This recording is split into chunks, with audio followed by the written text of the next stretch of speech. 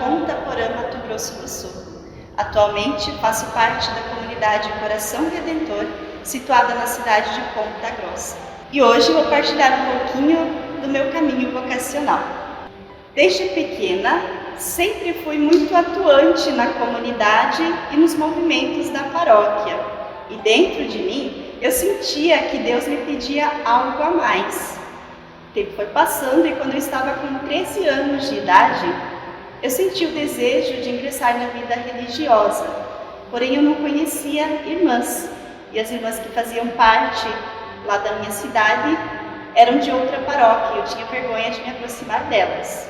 No ano de 2005, as irmãs apóstolas chegaram na minha cidade para uma missão paroquial, na mesma paróquia onde eu e minha família atuávamos. E eu me encantei pelo jeito delas amarem e servir a Jesus. A alegria que elas transmitiam me deixou muito feliz.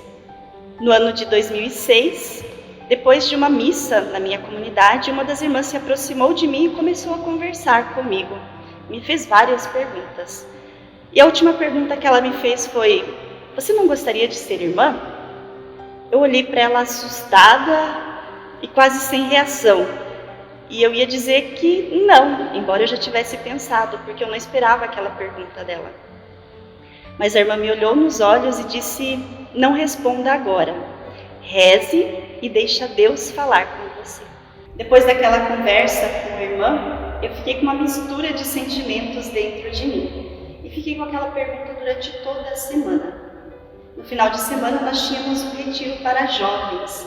Eu fui com o meu grupo de jovens. Estando lá, em momento de oração, diante de Jesus crucificado, eu olhei para ele e disse: "Olha, a minha vontade é essa." E apresentei para ele aquilo que eu desejava para mim. Mas eu disse: "O que você quer que eu faça?"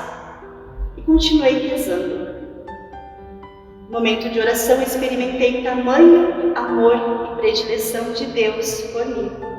E foi ali que eu senti que eu não poderia guardar esse amor só para mim, que eu desejava levar para outros jovens, para outras pessoas que eu encontrasse no meu caminho. Depois daquele retiro, eu liguei para a irmã, um pouco de medo, mas liguei. E para minha surpresa, quando eu disse que eu gostaria de fazer um acompanhamento vocacional, a irmã ficou muito feliz e disse: "Parabéns." Eu sabia, eu só estava esperando o seu sim. E então, ela me convidou para que eu pudesse ir na casa delas, eu tivesse um tempo para ela me falar um pouquinho de como seria o processo de acompanhamento vocacional. Alguns dias depois eu fui na casa das irmãs e iniciei o meu processo de acompanhamento vocacional. E no ano de 2009 eu ingressei nesta congregação.